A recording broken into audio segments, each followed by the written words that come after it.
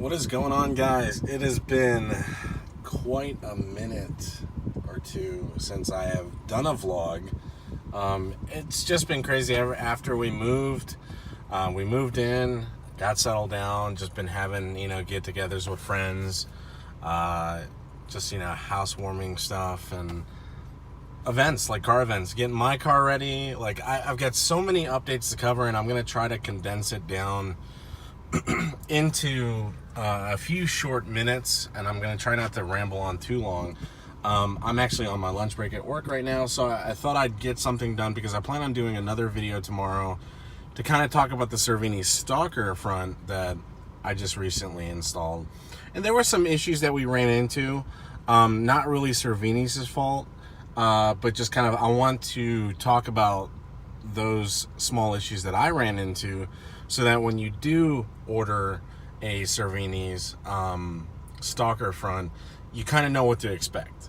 So with that being said, I'm going to start from kind of the beginning, and I apologize, I don't really have anything cool to sit in front of, or doing it in my garage where I'm actually showing you something. So you can put this in the background, you can listen to it, or if you're not interested, you can always click out. So with that being said, let me start with passing emissions on my car.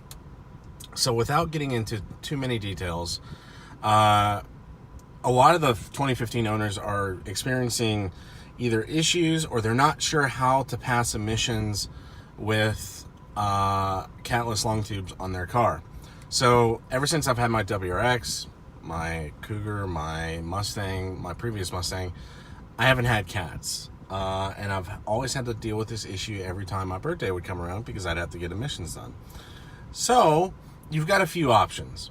One is you can get anti-foulers, which you can get them for about $8 to $15 on Amazon, or you can go to AutoZone and get they're called defoulers. They're spark plug defoulers. And basically what that does is it pulls the O2 sensor out of the exhaust stream. So you would get a tune from your tuner that would turn on your rear O2 sensors, because by default, usually with most tuners, they shut off the rear O2 sensors. So by shutting off the rear O2 sensors, there is something called an OBD2 readiness state, where they plug in, when you go get your emissions, they plug in the computer and it checks your readiness states on your OBD2 setup. So you're allowed to fail, I believe, one or two. But by turning those rear O2s on and pulling that O2 sensor out of the exhaust stream, it should allow you to pass. Now, the other option is you put your cats back on, go do your emissions. Well, you would put your cats back on, go get your rear O2 sensors turned back on by your tuner, and then go through the drive cycle. And if you're not familiar with the drive cycle, there's basically a set of things that you need to do. And you can Google it, just Google like Ford drive cycle. And basically the drive cycle will allow the OBD2 readiness states to complete. So, excuse me. So once that completes, you can go get your emissions done, whatever.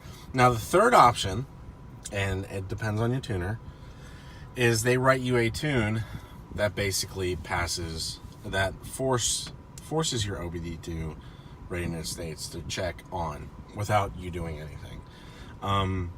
You need to consult your tuner. Not all tuners do this, but out of these three options, I was able to complete one of them, and I got my car passed, and everything's good to go. So I still need to register my tag, but everything's checked out and passed and good to go. So yeah, it was about a month without my car, and we're all set. Now, the Cervini Stalker kit. I've been waiting a long time for the Cervini Stalker. My original front lip was damaged. You guys probably remember I ran over something on the road. And it was just painted horribly by the last body shop that I had worked with. I mean, the paint was cracking. It was chipping, like, it was like cheap Subaru paint. Like, it was horrible. So I took the lip off, installed the Stalker front end on my Mustang, and we didn't like, there were a few scratches from shipment, from the coating, Had a few scratches on it, which it wasn't a huge deal. But when we installed the Stalker front end on my Mustang, it just didn't flow right with the base coating, the base color, which is kind of like this. I mean, Cervini's, when they send out stuff, it has like a texture and color that kind of matches the OEM trim. So they don't require, like, it matches, it flows well with the OEM trim. Well, if you follow my car, like my OEM trim is pretty much covered up by painted parts. So my side skirts don't show, so it's painted. It just didn't flow right to me. So I had to make that decision. I was very lucky to get in touch with a body shop that is somewhat local to me. The shop manager lives about maybe 10 to 15 minutes from me.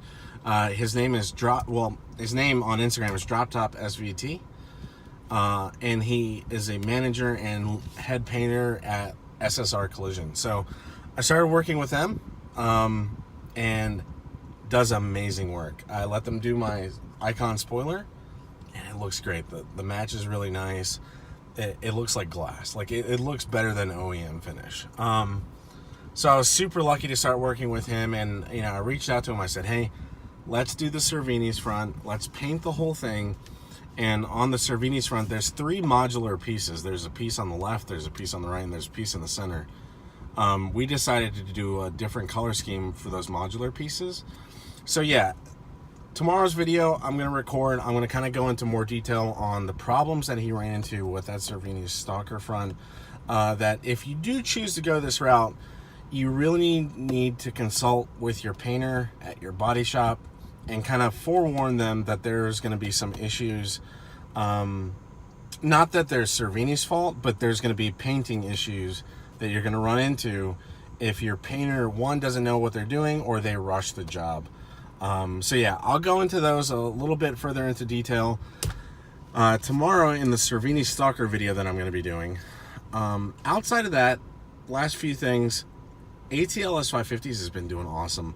We have a track day coming up in October? No, middle to late September, I believe. We're almost at 35 drivers already. Everything's been going super great. Julie has been organizing meets. We've been having great turnouts at our meets. I mean, at our one end of the month meet, we had about 50 people show up. We had a huge group photo. The last one we had, I would say about 30 or so. And then every month, the support that we get through the new group has been fantastic. A lot of you that don't know, the previous group that I started, ATLS550s, was taken over by a few admins that, kind of just felt like they were in the right. They didn't like the way things were being ran, so they basically kicked us out. They kicked me and Julie out, and they kicked out a few other people. And that's, it is what it is, right? I commend them for having such passion for the car club, and I hope that ATLS550s is just as busy, if not busier than we are, and I wish them the best of luck with whatever they decide to do in their little group, and that's fine. I think we're doing fantastic. We have a great tight-knit group of people in ATLS550s, and we continue growing. Our track days are going to be successful. I know, Julie knows what she's doing, and I've organized a few events before, and we just keep on keeping on. So yeah, we got a charity event on the 18th of this month, which is August 18th. If you don't know what I'm talking about, keep an eye on my Instagram. It's August 18th in Conyers. It's a charity event for a memorial that was damaged. I'm organizing that. It's going to be a great show. Lots of imports and domestics hopefully going to be coming out. And that's really all I've got. So yeah, if you guys have any questions or comments, leave it below. And stay tuned for my next video with the Cervini's Stalker. So take it easy, guys. Bye.